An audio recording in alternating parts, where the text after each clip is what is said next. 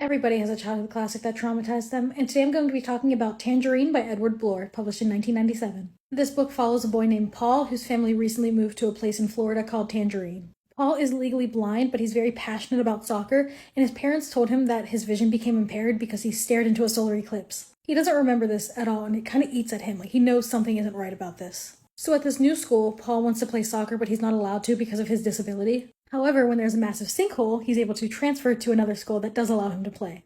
At the same time, he feels ignored by his parents, who are more concerned with his older brother Eric, who plays football. Eric is a known bully, and he's absolutely terrible to his brother and others in the community. At this new school, Paul becomes friends with twins Teresa and Tino is also on the soccer team.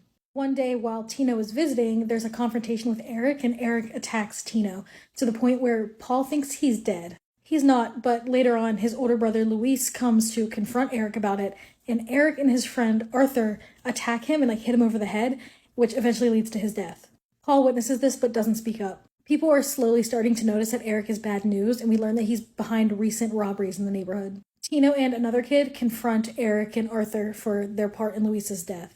Paul, who finally wants to do something, jumps on the coach who's trying to stop Tino, which allows Tino to get away. Later, Paul confronts Eric and tells him that he knows that he killed Luis, and this leads to him having kind of a flashback where he remembers what actually happened to his eyes. Eric thought he ratted on him for vandalizing, which he didn't, so to retaliate, he sprayed spray paint directly into his eyes. His parents admit that they covered it up. Even so, they're still covering for him because they agreed to pay for the stuff in exchange for him not getting in trouble for the robberies. But at this point, Paul is fed up and he confesses to the police that he witnessed what happened to Luis. Eric and Arthur are arrested, and Paul is expelled from school because he jumped on that coach to help Tino get away, but he's in a better place mentally. He feels like there's a weight off of his chest. This book is gut punch after gut punch. For middle school me, this read like a thriller. And I left a lot of details out. I didn't even cover the kid who was struck by lightning and died. This book was too much for me, and I don't really know what I learned from it.